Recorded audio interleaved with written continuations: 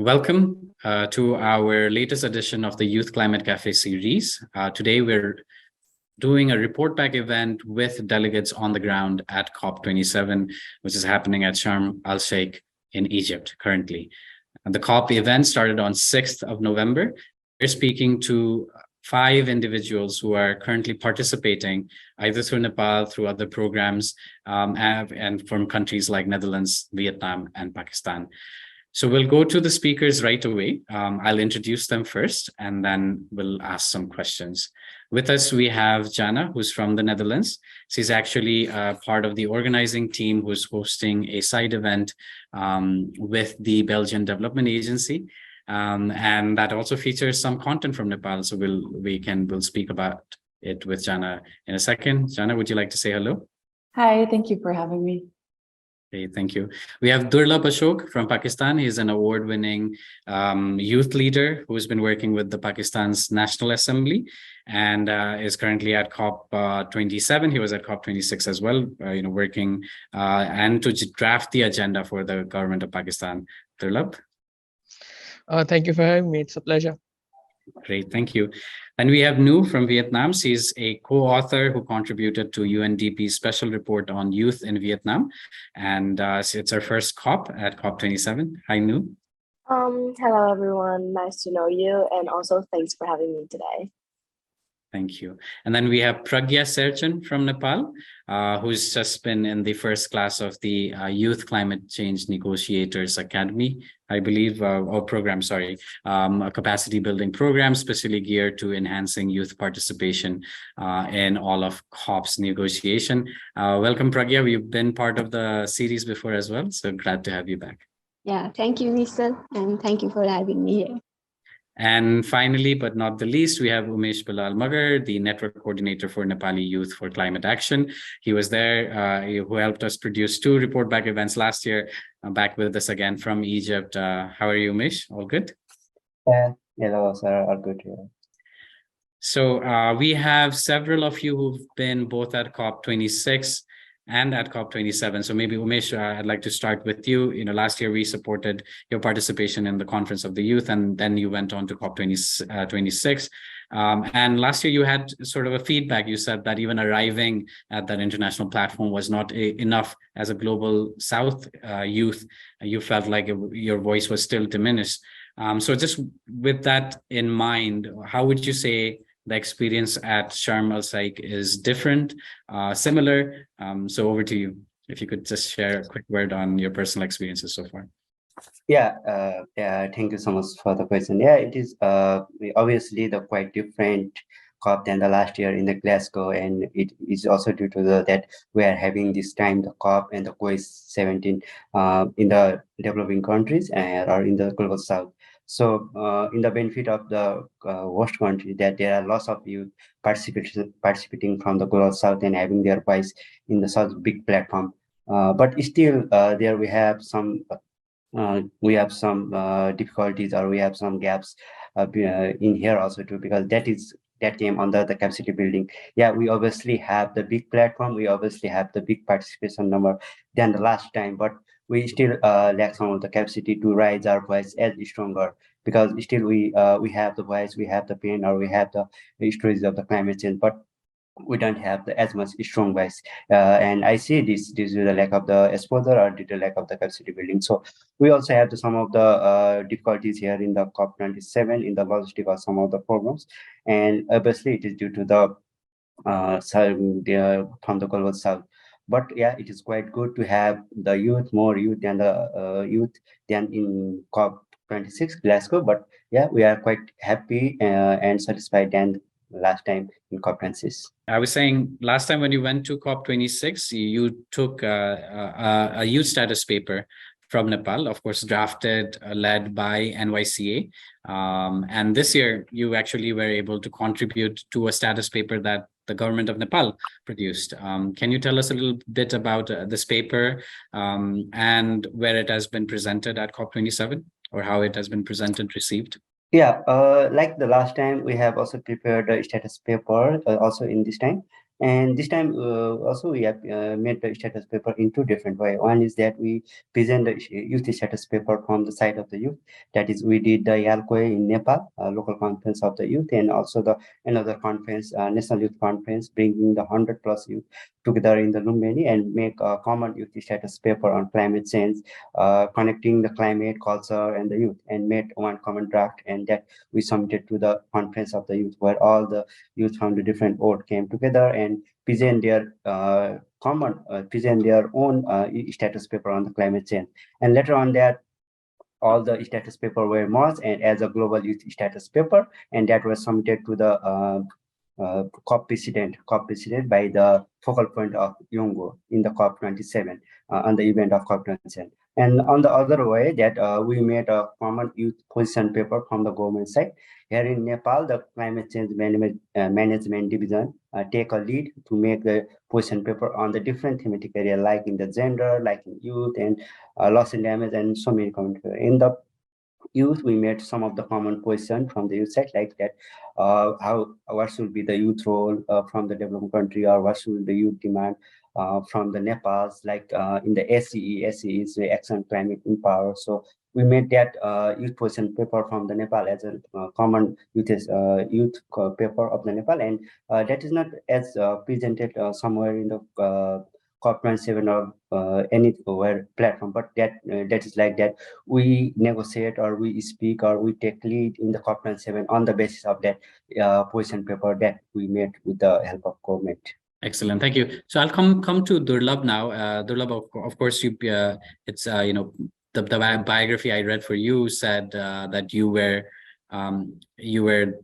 pretty much a part of making the agenda for government of Pakistan in terms of COP26. So can you, we just talked to Umesh about the work that he's been doing directly with the government to bring youth voices. So in that sense, building an agenda seems like even a step forward. So could you give a little brief summary of what were you able to do with them, and what were you able to achieve in terms of that agenda for COP26 when we think about youth participation from Pakistan?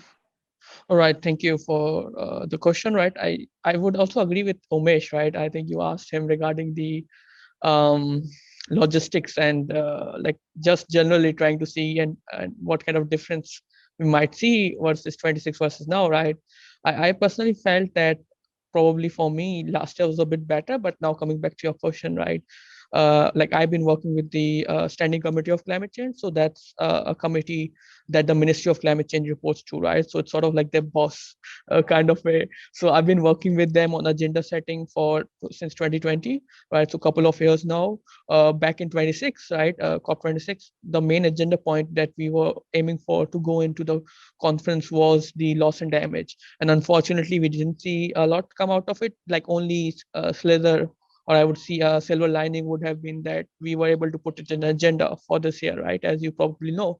And that was pretty much it, unfortunately. And looking at the devastating floods that Pakistan experienced in the summer months, right, just before the COP, it has created a lot of suffering, needless suffering, I would say, for a lot of people, right? 33 million people, right? So this is a very, very big number. And the population size, like a lot of European countries don't even have this kind of population. So I just wanted to highlight that for a moment. So it's unprecedented in its nature, but looking at the relief efforts, right?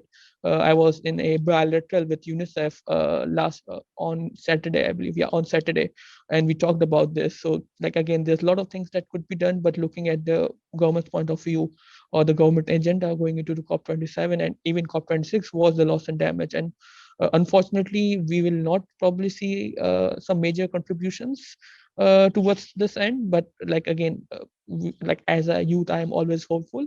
But looking at it realistically, right, obviously you have to be grounded in the fact that what kind of track record the conferences have. Usually countries coming in and organizations different that participate coming in, they usually have the agenda already set, right? They are already negotiated all the stuff that they will be probably be redoing at COP, right? And nothing new will probably come out of COP. So that's sort of like what my feeling and my take on COP26 as well as COP27 is. think we'll come back to loss and damage in a second, because that's been one of the big things that mainstream media has been reporting on, that it's gotten in the agenda. It has also a lot of countries have come in and committed small amounts, of course, compared to what the need is.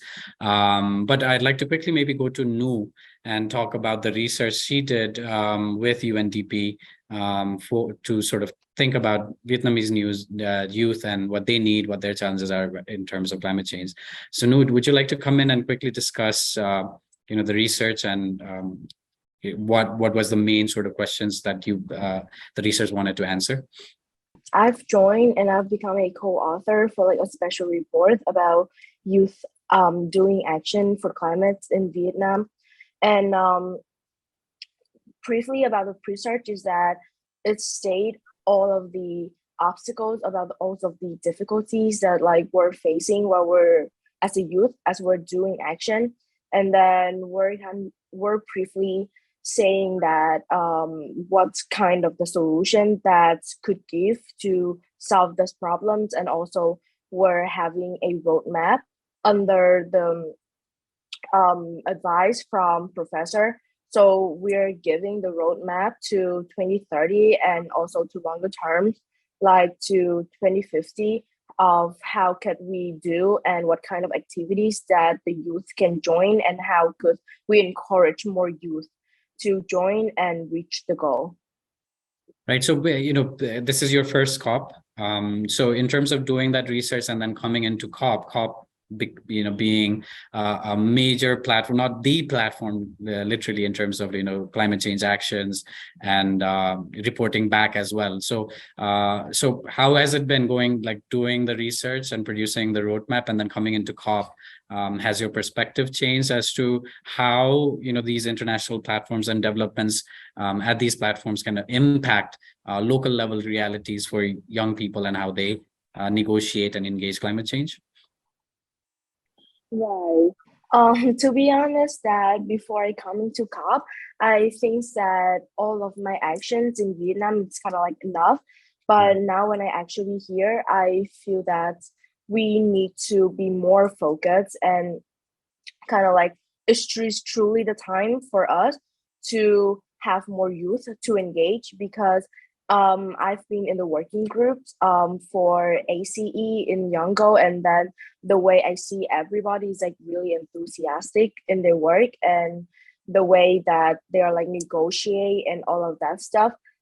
Like, I think what's changing me is that how could I think about way that I could use to, let's say, influence the other youth to also come and then being that enthusiastic in taking action for climate. Excellent. So, youth have been very proactive this year. We've already heard that from Umesh. There is a larger participation, but this was a year for the first, climate negotiation programs targeting young people, and we have Pragya, who was in the first batch. So, Pragya, could you quickly share a little bit about the program, what it was like, and how it has helped you maybe engage COP platform more productively? Yeah, thank you, Nischal, for the question. I'm very glad that I'm the part of the very first cohort of Climate Youth Negotiator program. And I'm also thankful to the government who has nominated me from the Nepal. And in this program, along with me, there are more three youths who are also participating in this youth program, Youth Negotiator program. And it is all about the 4 women who has got an idea, and they come up with a joint Zoom meeting, and now they are having a huge difference in the many peoples. In this program, we have 27 countries included, and from these countries, there are 60 youth participants. And their aim is to build a next generation youth negotiator for the climate change and the climate action. So they have equipped us from with the skills, knowledge, resources, and since July, they have given us a training through virtual modality. But in the 3rd and 4th November, they have also given a mock negotiation in the Cairo, how the whole negotiation process works like, and how the negotiator comes up with the drafts, how they will negotiate on the drafts, text and phrases, how the language matters in the negotiations. So we have done all this practically, and we are here in the COP with a huge participation.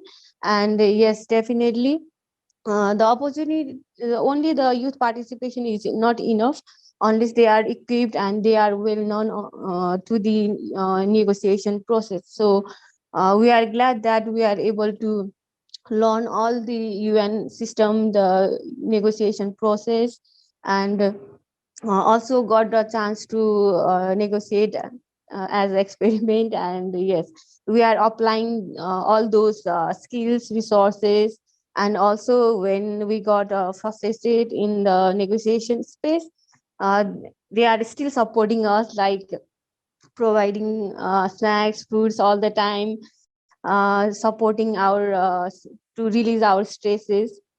So they are like helping from the all around the since, like from knowledge to networking to release our stress and make us mindful. So yes, they are being very ambitious to take the youth's confront and raise their voice for the global south, and make a decision, and make especially the make the youth negotiator in the negotiation space as well as in the decision making space. And many of the youth negotiators from different countries are also inventing in the negotiation space.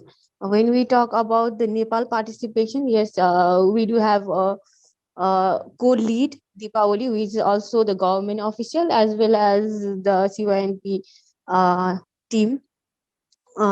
And she is also doing really great from our Nepal side. She is intervening in the negotiation space quite frequently, and people are also supporting her agendas, and a few agendas are also agreed by all the country parties. And now our government is also really appreciating her work. And now the highlighting part is also that she is well recognized through this her intervention, which is backed by our training, the CYNP teams. And now the news coverage are also wanting to take her interview to cover the gender issues. And from Nepal, we are assigned for the gender theme, and we are focusing on the gender theme. Yes, that's all. Thank you. And I would like also to thank the CYNP team and also the British Council. I heard that British Council is also one of the funder for us. So I would also like to thank the donor for supporting us and bringing us in the front. Yes, Yeah, thank so you. the CYNP has a strong UK link, and yeah, the women you mentioned who came together to build this program, it's wonderful to see that there is a gender agenda also being picked up. I will come back to Pragya in a second, but maybe we've discussed research, we've discussed working on agenda, back in the country. We've heard about negotiating at the main table at COP, and there's also quite a lot that happens outside of the negotiation table, which is meeting and connecting with one another. So Jana, I'd like to bring you in here. Maybe you can give us a quick summary of the event that's coming up. You're organizing a side event soon on Wednesday. So if you could give a quick overview of that and what sort of content you're featuring and why those content, that would be great. Yeah, thank you. So the organization that I work with is called We Are Tomorrow Global Partnership. And we work with youth movements from 11 countries, including Nepali Youth for Climate Action that Umesh works with. And our goal generally, and especially at this COP, is to learn from each other as youth movements, but also to bring these youth movements to the forefront. And the event that we'll be organizing will be at the country pavilion of Belgium, the Netherlands, and Luxembourg, the Benelux. And we will be bringing youth from 4 different continents to the stage, starting a conversation with young people from the Netherlands, from Chile, from Niger and Senegal. And then I'm very excited that we will get to show the film that was made with support from the British Council by Nepalese youth. And yeah, I mean, it might be better for you to say something about the film, but I was really struck by it because it exactly tells a story of how youth in Nepal are affected by the climate crisis. And to maybe connect it to the point that Durlabh made earlier, that yes, the number of people that were displaced in Pakistan this summer is approximately double the population of the Netherlands. And these stories aren't heard enough. So I'm very excited to display this story from Nepal, and especially to do it at the pavilion of Belgium, Netherlands, and Luxembourg, to make sure that we bring this story to different audiences. Yeah, I think the point of access is something, that does leave a lot to be desired. As Umesh has mentioned, besides sponsorship for Global South youth to participate in COP, which can, amount to quite a lot of expenses, travel, accommodation, other things. Participating for the whole duration is quite expensive as well. But you mentioned the film that is being showcased, and that brings us again back to the idea of loss and damage, which has received a lot of coverage from the very first days. Maybe I'll get your first thought into it. So after watching the film, understand how climate change induced loss and damage is impacting other people. So do you have any did you have any immediate thoughts about, I know amplifying the story was the first immediate reaction, but anything else? Because the debate with loss and damage is hinging on this fact that it's the global north with the versus the global south, right? The global south has been demanding this for quite a long time. So as a youth from the global north, how do you feel about this disparity in terms of disproportionate impact? But repatriation on its own is quite a complex thing. So I just wanted to get your views on it. Yeah, I think as a young person from the global north, it's quite shameful to see that my country and other countries are historically responsible for so many losses and so much damage caused. And I think it's long overdue that the global north takes responsibility.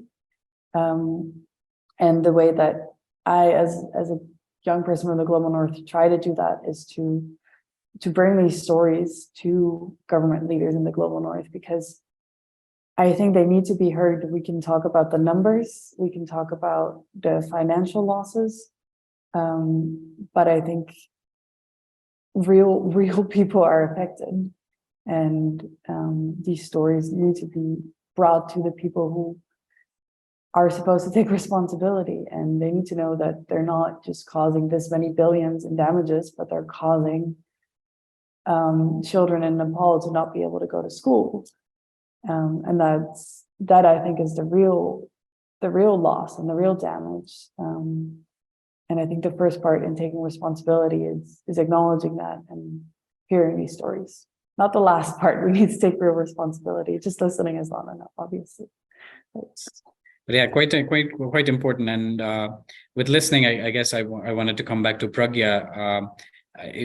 Through that young youth negotiator program, you've been able to participate at the table. So with this issue of loss and damage, which Nepal has carried as an agenda to many of its COP participation, were you able to see those discussions? Because in the initial days of COP27, including in loss and damage in the agenda itself was hailed as quite a positive development for the global south. So I just wanted to get quickly some feedback on that. Pragya? Yeah, okay. Thank you for the question. But yeah, actually, I'm following the theme of gender. So we have many meetings last week, the formal, informal, and all. So I'm not able to attain the loss and damage because we are assigned a theme by the government who are following on the different themes. So I'm only focused on gender theme.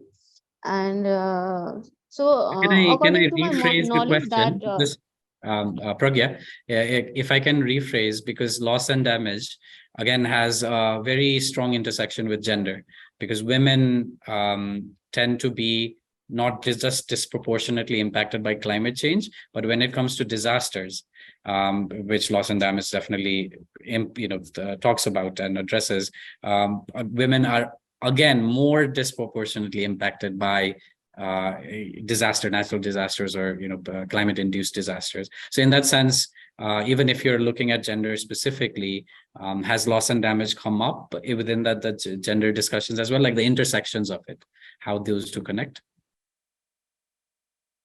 not really. Actually, in the gender theme particularly, there are many things happen for the first time in this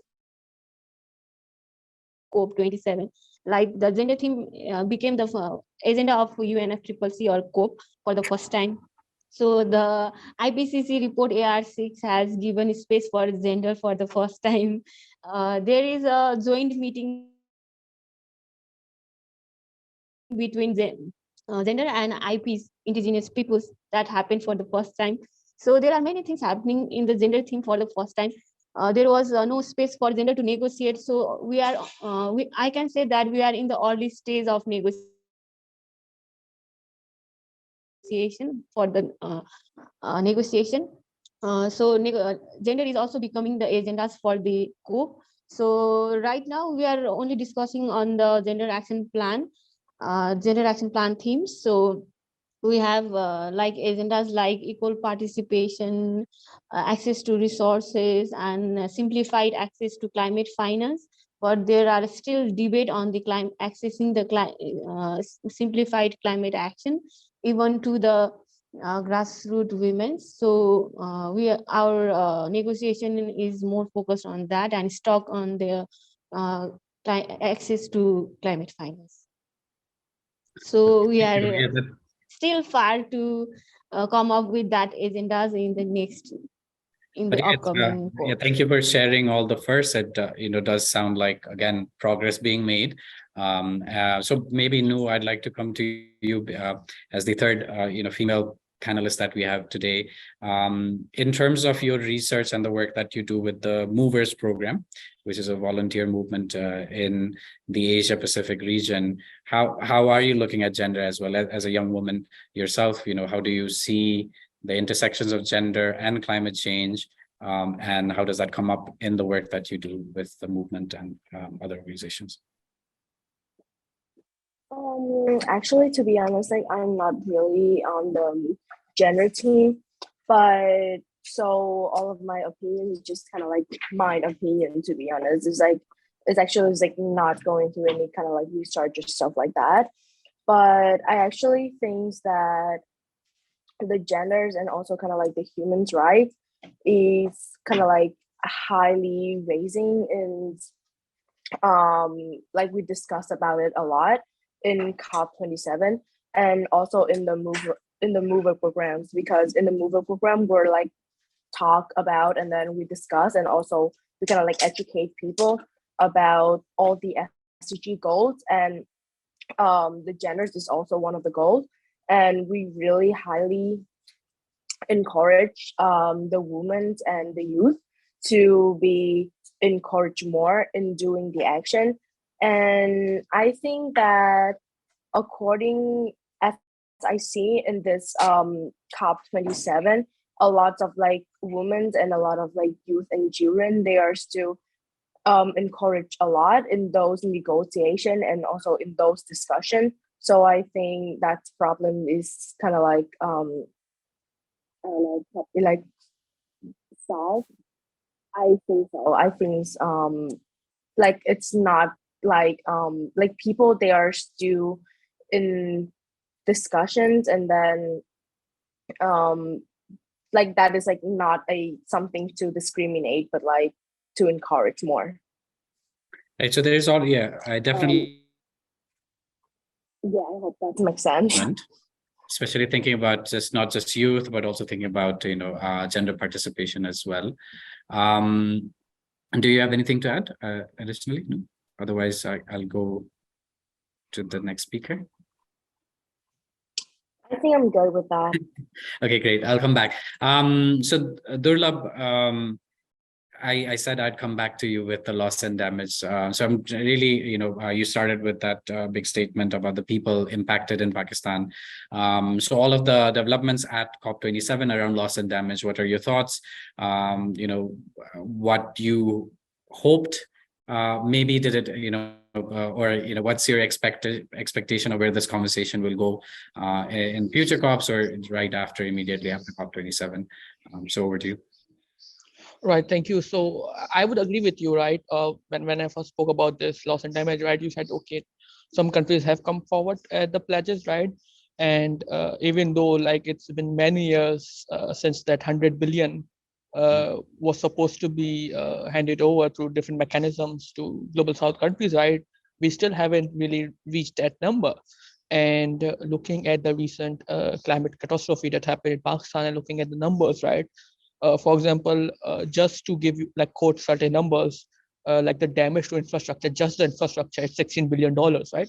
So we're just talking about infrastructure, not the loss of property or loss to personal artifacts and stuff, right? And that would probably be in many more billions of dollars, right? So that's just one country, Pakistan. We're not looking, and we're not talking about other countries. So that's the magnitude of the crisis that we are seeing, especially in the country of Pakistan and other global South countries, right? Because I was in a panel 3 days back in Sharm el Sheikh, and I shared a stage with a gentleman from Nigeria, and he basically talked about so this was sort of like first like major climate disaster that the Pakistan seen. Like there have been multiple, but kind of something that gripped the entire nation for many weeks now, right? And these were pretty common in countries like Nigeria, right, for many years now. So they have been experiencing it over and over again. So for my own context, right, going into the COP27 and even back in COP26, one thing that I always work on is loss and damage, as well as with ACE, right? That's ACE. And looking at from the gender lens is also very important, right? Some of the panel, and I think you talked about this earlier as well, looking at the gender inequalities, or like which women, for example, face the most when and dealing with any disaster, right? Be it any other natural disaster or climate disaster. And that has been true throughout, because I was working in the fields, like in the actual disaster hit areas, and what we saw was quite sad and quite heartbreaking, because many women, they were facing basic sanitation issues, right? And then there were pregnant women who had to be taken to hospitals, right? And there were no hospitals because it was damaged by the floods. So it was quite a like a stark and a quite a really bad picture when you look at the ground realities, right? And now coming back to the what was my expectations at COP. Well, it does its job. It does serve a purpose, but looking at meaningful outcomes, I probably don't think we might see this at this COP or even the next one. Because what I found out, or through experience and through looking at the different previous COPs, is that one thing that we are really good at COP, right, is to just kick the can down the road, right? We don't really address the key challenges. We say, okay, for next COP, and then the next COP, and it will be in UAE, they will probably push it at for 29, for example, COP 29. But again, I do understand and I do acknowledge the importance and the nature of COPs, because again, negotiation is hard and it's very complex, right?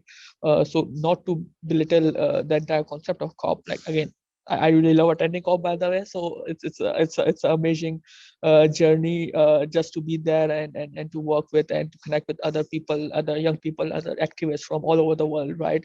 And that's one thing that I always look forward to towards the end. And now I'm hoping for the next year and looking and starting planning. But realistically speaking, right, I will probably not see a huge impact coming out of the COP, especially in terms of loss and damage, even though our Prime Minister, Shehbaz Sharif, right, he was there, and I think he made a really good case. And looking at the programming of the Pakistani pavilion for the last 7 days, right, they have been making an amazing effort. Again, it's not perfect, but given the nature of the issue and the time that they had, I think they are doing the best they could. And just wanted to conclude this by saying that we probably will see a number towards the end, that the amount of money being pledged, but looking at the damages, they will not correlate, right? because just the infrastructure damage is 16 billion USD, and accounting it to other, it will probably come at somewhere around 50 billion USD, right? And there are other countries as well, right? So that's something that I am looking at the COP 27 so far. But again, we might see some major developments, like we don't know for sure, but taking into account last COPs and outcomes of that, that is more a dream than a reality. But again, as young activists, it is our job to dream, and it is our job to hope. So that's what we're hoping for. Right. Yeah, we have to be encouraged and positive.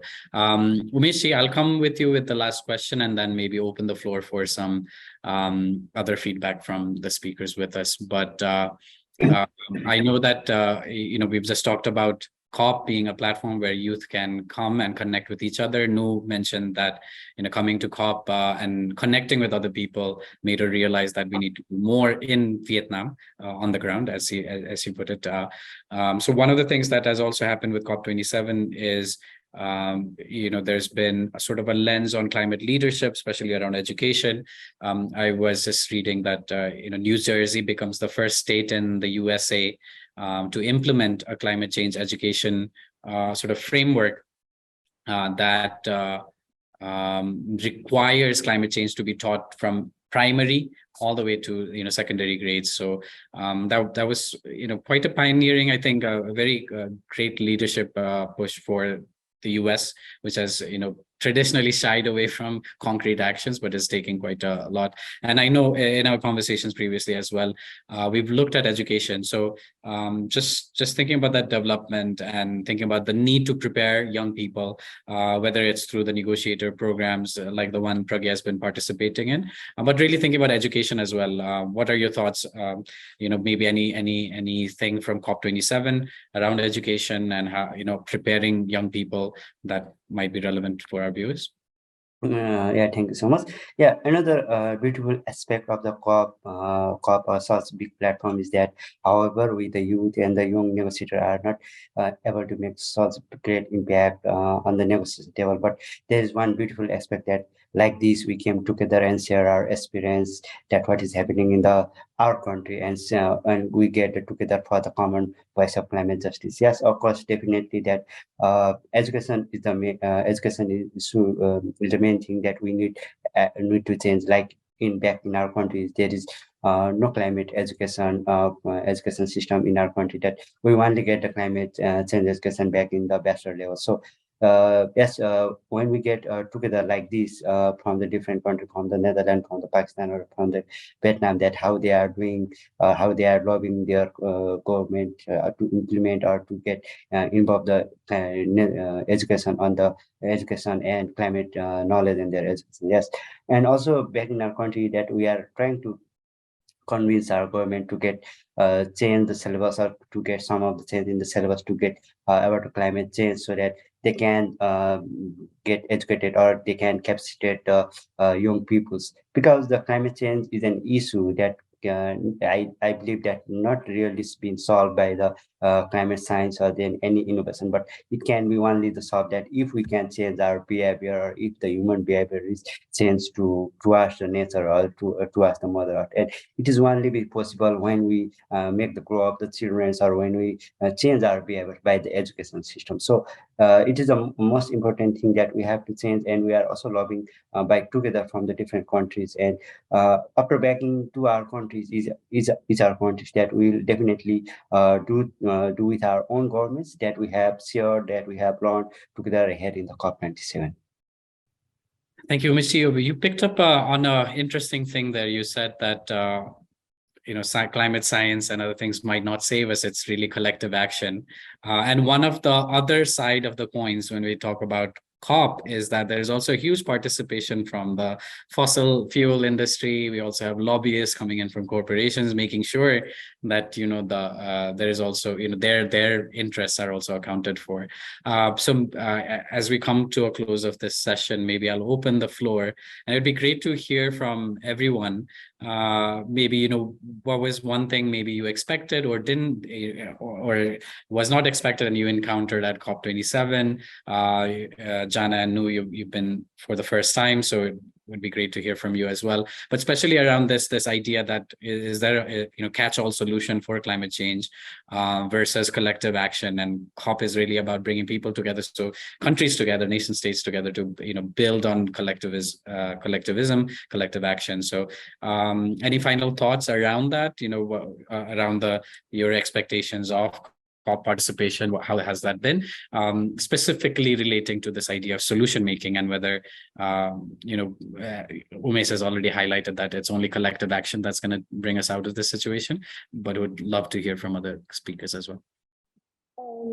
I think I can answer first, and then okay, so there's one thing that I did not expect it to happen this year, is that the absence of like those two major emitters country, that is like also kind of like China and India. Because I actually think that there's like many times that we have mentioned and stated clearly that COP27 is like really important, and then we have truly, and this is like our time, this is like the phase to kind of like take action rather than just talk a talk. So the absence of those two countries, it's like something that I think that's just not only me, but like also everyone, they are like not expected to happen. And also because not only because they are like the two majors CO2 emitters, but also they are the large economies too. And I think also like according to the latest like IPCC like reports, they saying that now this is kind of like hard for us to keep the 1.5 goals as the 1.5 degrees Celsius and then the 2 degrees Celsius. It's just kind of like in the line, and we really have to take action to reach the goal if we still want to do that. And as the like the finance issue is one of like the really important problems that we talk at every COP. And as I have mentioned before, these are like the two large economy, and like if they could attend the COP, that would be like a much different, and I think they could bring like the more powerful impact to the result. And China participating, especially for Nepal, whose sandwich in between them was quite important, omission as well, like absence as well. But yeah, you were saying? Right. But I think like at the same time, it's like really good for us because Riveria, I think they just highlighted like the importance of like several African leaders and also kind of like new Latin Americans leaders just attend the summit. So that is the way that we show all of the effort that we've been doing so far worth it, as more and more country and more like the leaders, they now aware of the problems. Thank you. Jana, Pragya, would you like to add anything on my earlier question? Yeah, so the last year COP and this year COP is like very different for me. Like I was as an observer in the COP26, so I had limited access to the in the rooms, but this year I have been participating as a party delegate. So I am expecting that in the last week there are many themes which has gone to the presidency session. So we have one more week to solve that consensus. So I hope all the themes got their consensus and all are solved in this scope, so that they don't go to the bone session.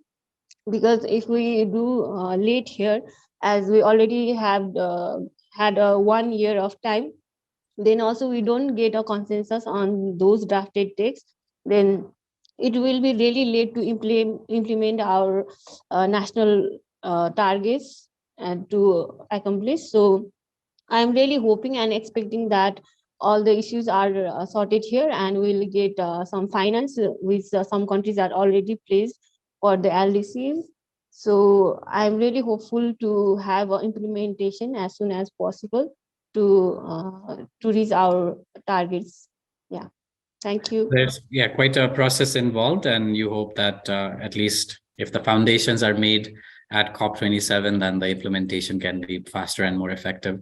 Jana, would you like to say some final thoughts and then we'll close? Yeah, I think Pragya's story is very exactly the point that I wanted to get to as well, is that there are hundreds of young people here, but it's important that the young people are also invited into the formal decision-making spaces through these kinds of youth negotiators programs.